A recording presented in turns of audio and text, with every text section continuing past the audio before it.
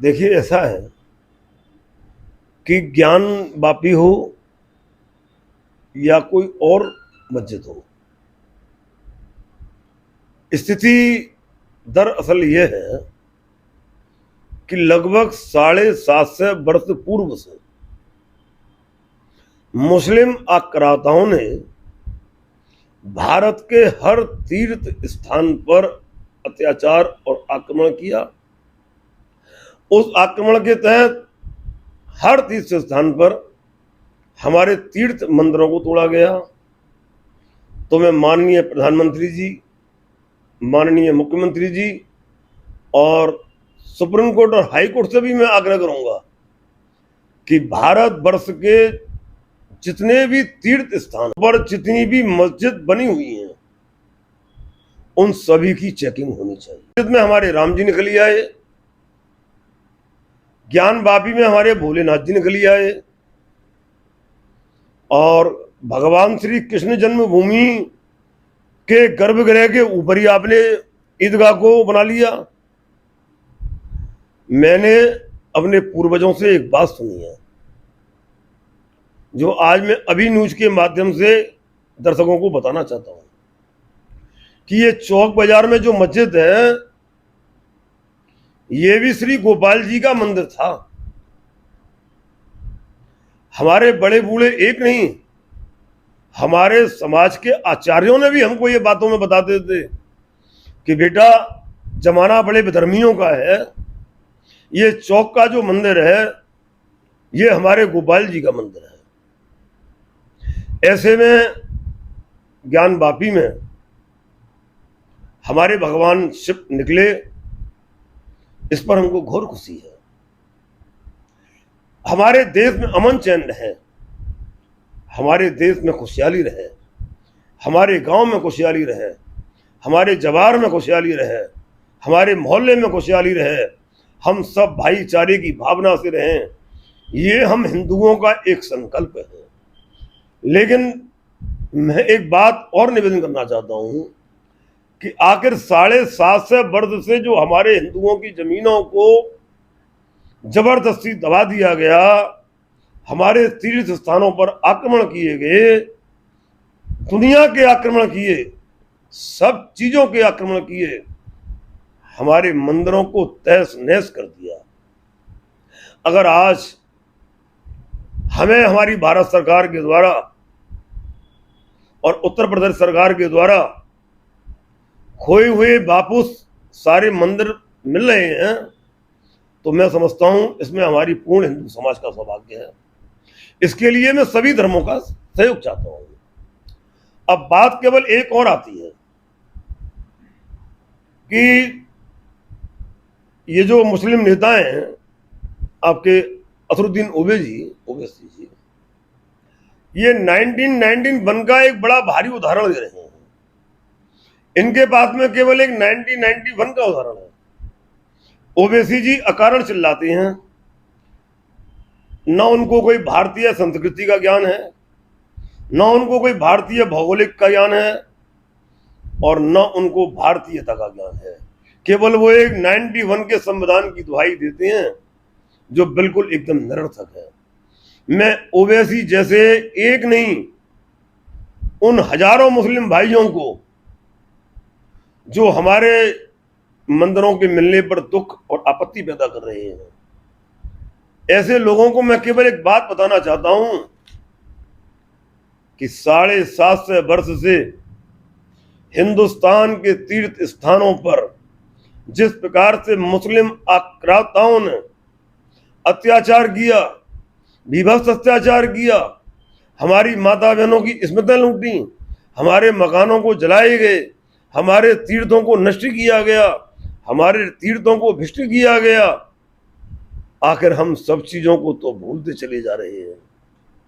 लेकिन जो हमारे मंदिर इन लोगों ने दबाए हैं, ये हम ओवैसी और ओवैसी के समर्थकों को ये बात एक चेतावनी के साथ बताना चाहते हैं कि हम अपना एक एक मंदिर लेके रहेंगे। क्यों लेके रहेंगे? मैं देश की बात तो पीछे करूंगा, मैं प्रदेश की बात तो पीछे करूंगा। ओबीसी पहले हमारे मथुरा की बात सुन लो। कि तुम्हारे पूर्वजों ने हमारी मथुरा पर कितने आक्रमण किए हैं। जैसे कि एस.एस. ग्राउस ने एक पुस्तक का निर्माण किया है,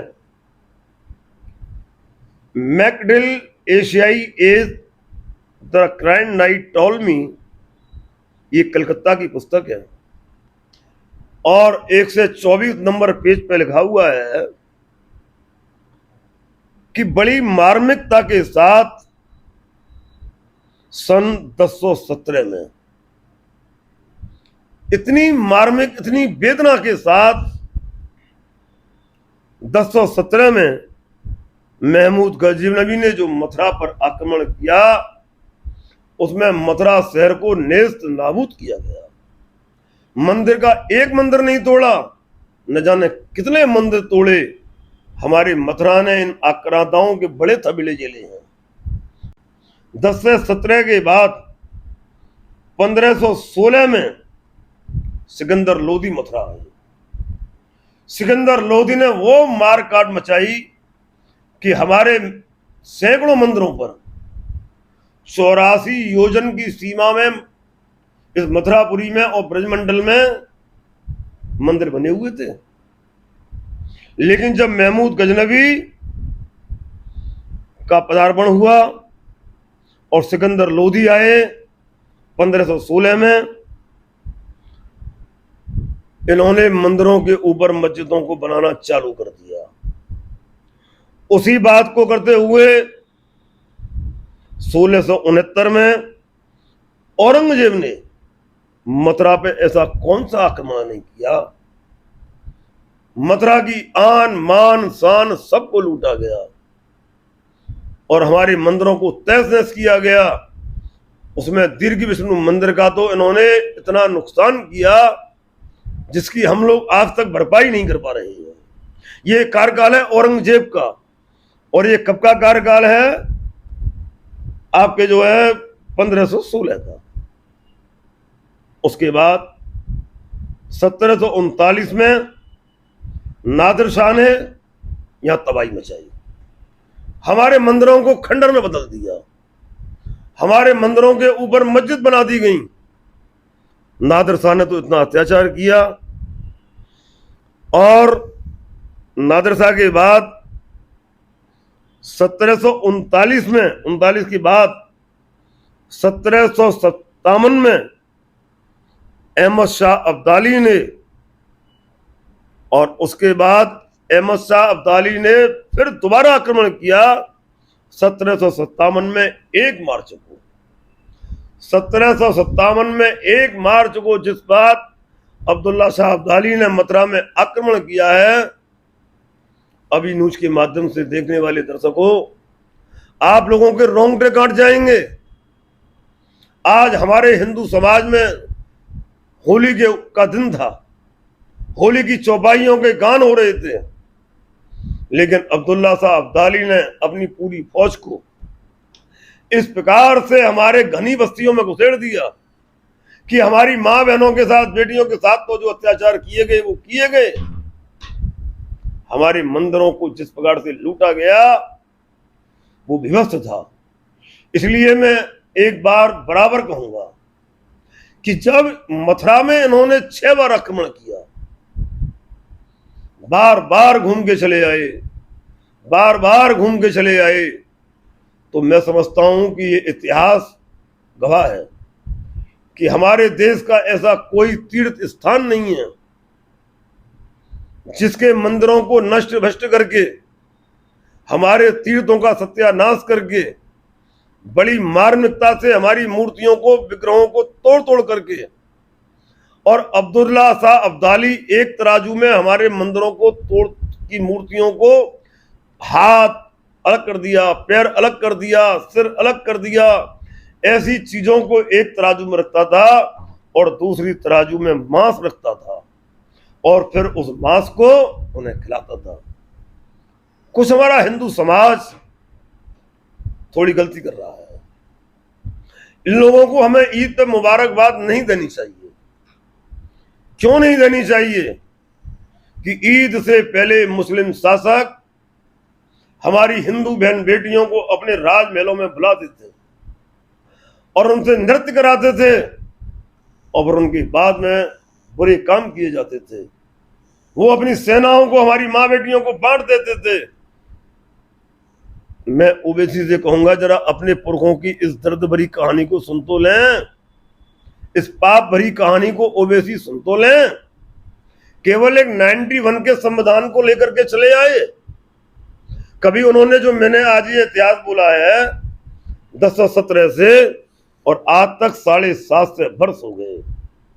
आखिरकार हम 750 वर्ष में अगर हिंदू अपनी जमीन वापस ले रहा है, अपना मंदिर वापस ले रहा है, अपना तीर्थ वापस ले रहा है, तो कोई अपराध नहीं कर रहा है। इसी के साथ एक शेर बड़ी सटीक बैठती है, दर्शकों बड़े ध्यान से सुने।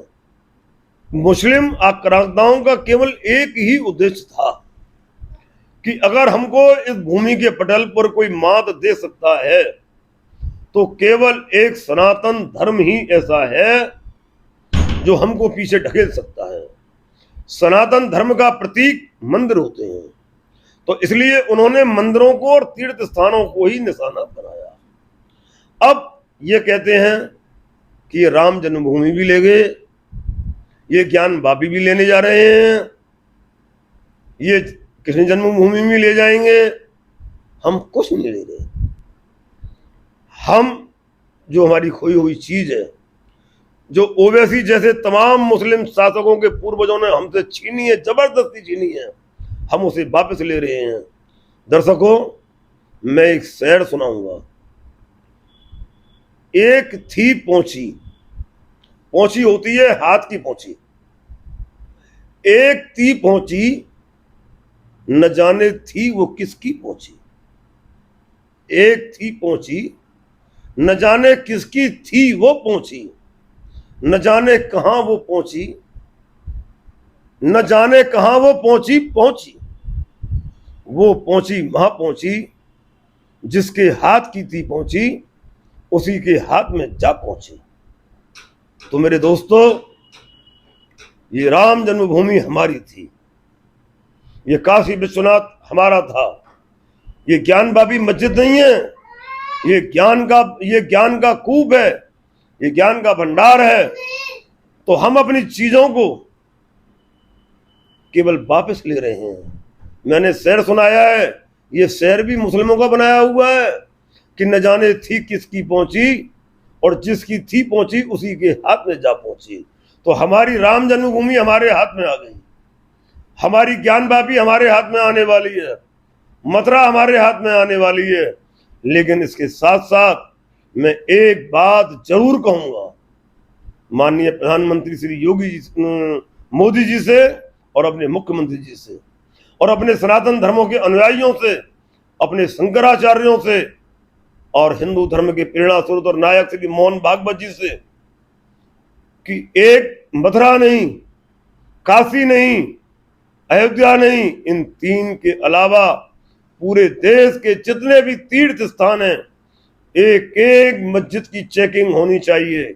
मैंने पहले भी कहा था कि चौक की मस्जिद के बारे में लोग कहते हैं कि ये गोपाल जी का मंदिर है, इस चौक की मस्जिद की भी जांच होनी चाहिए, एक एक मस्जिद की जांच होनी चाहिए।